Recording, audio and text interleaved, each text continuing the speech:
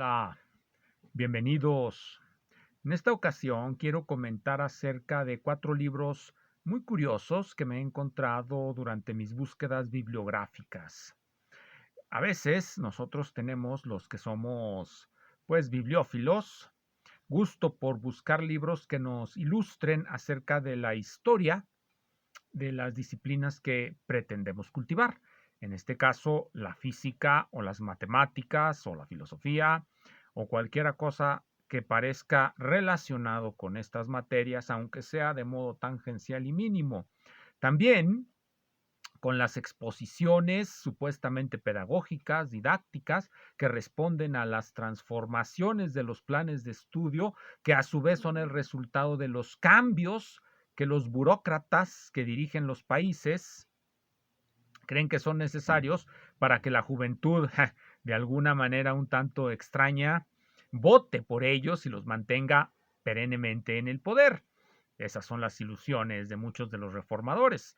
Lograr que sus ideas perduren, lograr que sus programas queden en la mente de las nuevas generaciones, que de algún modo sean recordados y se vuelvan, bueno, héroes nacionales. Ideas de los políticos. Bien, pero en esas búsquedas uno encuentra libros a veces que resultan, pese a las ideas pseudopedagógicas que muchas veces animan a los autores, resultan libros muy interesantes de leer y voy a comentar 2 de estos ya viejos, pero precisamente por viejos nos dan una idea que las reformas no son algo nuevo, las reformas a la educación no son nada nuevo, son algo que ha estado presente prácticamente desde que los estados han instituido una educación, bueno, una educación que pretende ser universal, pero que de acuerdo a muchos de sus estados termina por ser una ideología más acrítica que nos plaga.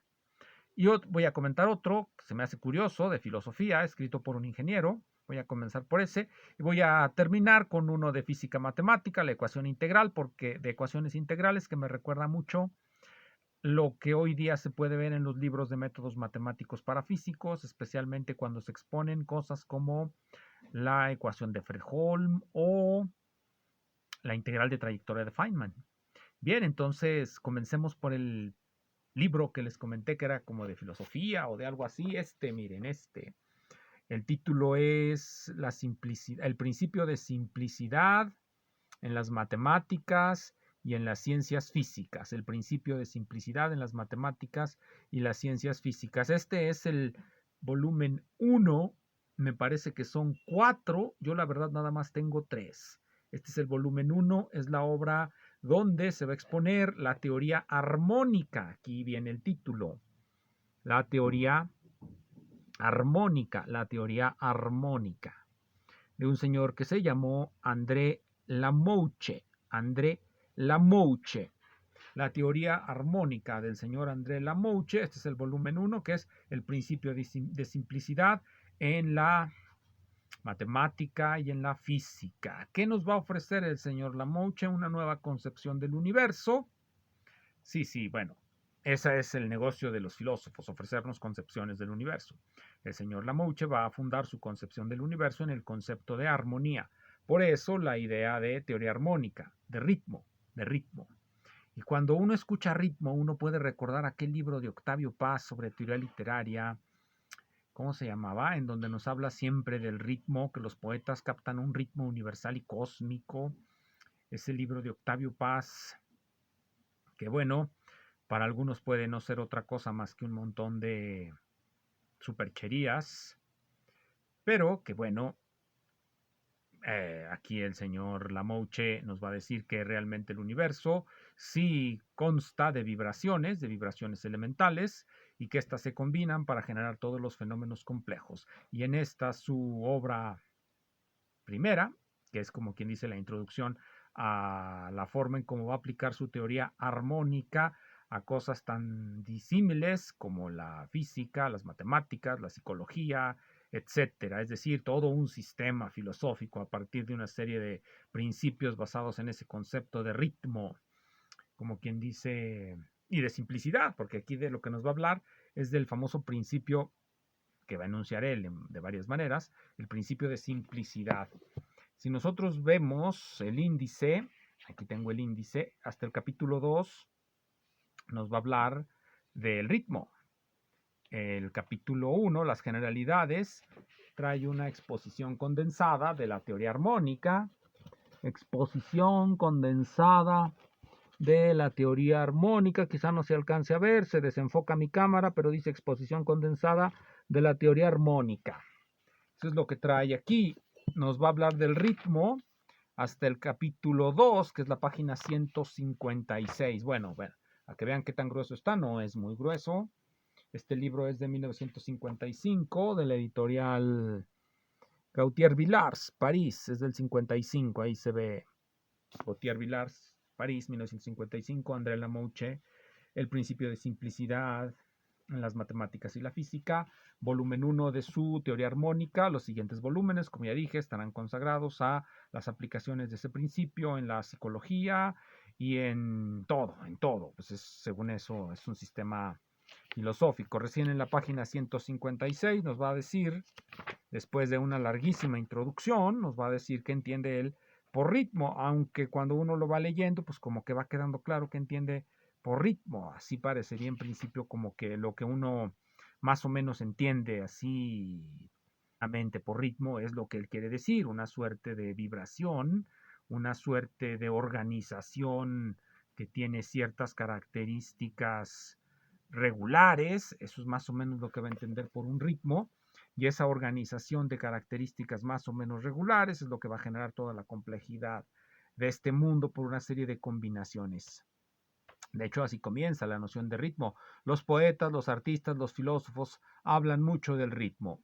Los sabios también, de ocasión en ocasión, hablan también de una microestructura rítmica de los fenómenos naturales. Como ya mencioné en ese libro de Octavio Paz sobre teoría literaria, también él va a hablar de ritmo. Él cabe dentro de los poetas, los artistas que hablan del ritmo. Entonces, realmente el libro, no sé, porque casi no lo escucha uno en ciertas revistas de filosofía de la ciencia. Supongo que en Francia se ha de haber tenido cierta resonancia, cierta gente lo ha de haber reseñado para alguna revista, se ha de haber platicado un poco, pero seguramente no está dentro de las corrientes filosóficas contemporáneas.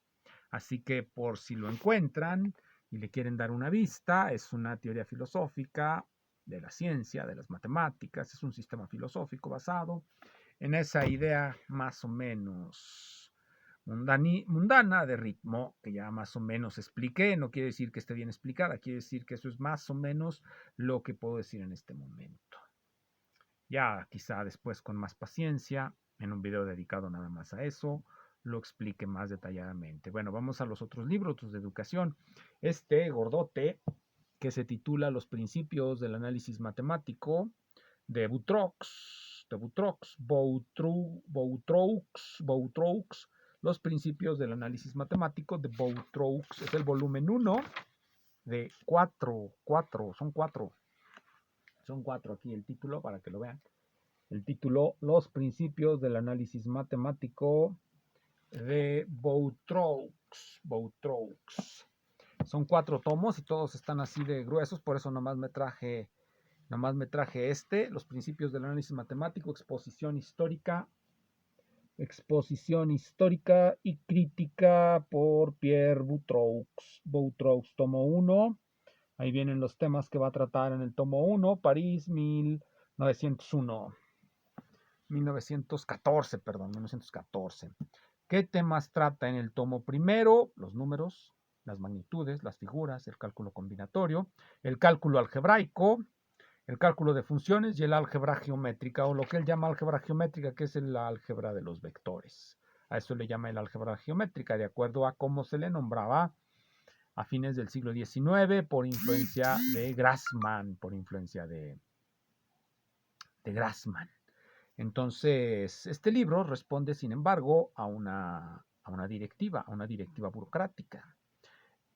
Nos dice aquí que en la introducción, La enseñanza de las matemáticas en tiempos recientes ha experimentado una transformación notable.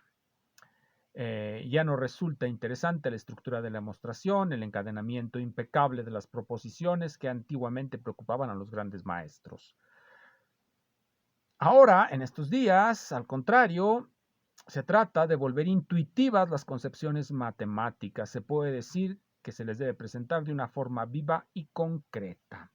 Y eso es lo que va a tratar de hacer el señor Boutroux en toda esta obra larguísima, pero muy interesante. Libro primero, Constatación de los Hechos. Así se titula.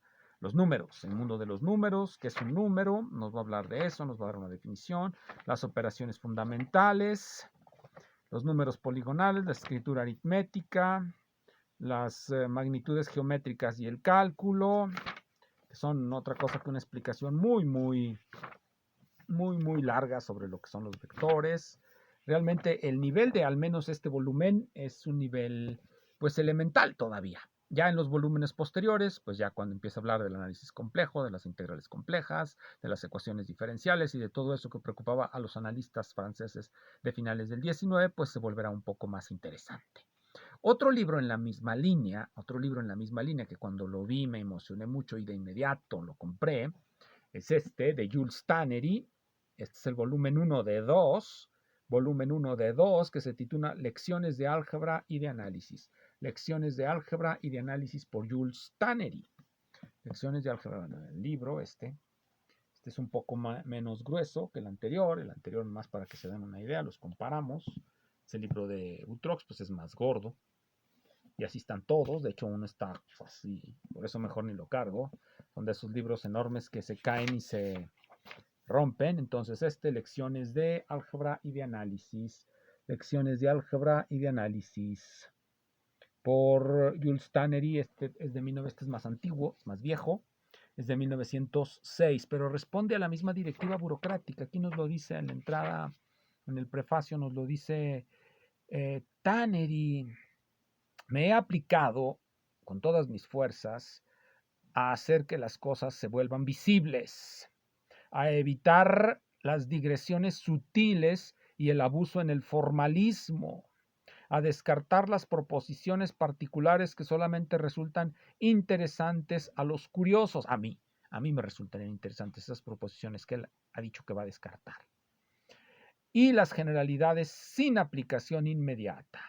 He intentado, en fin, llevar las teorías a su realización numérica. Una corriente que parece haber dominado Francia en aquellos momentos y que por lo que se ve sigue dominando a los burócratas de los estados, decirle a los matemáticos que, hey, por favor, dejen de ser abstractos, traten de que lo que hacen tenga un impacto en la economía, que se creen más empleos, que se logren resolver más problemas reales de la industria, del comercio, de los transportes. Ya olvidémonos de cosas como la hipótesis de Goldbach o cosas que no se ven con aplicación inmediata, que no tengan un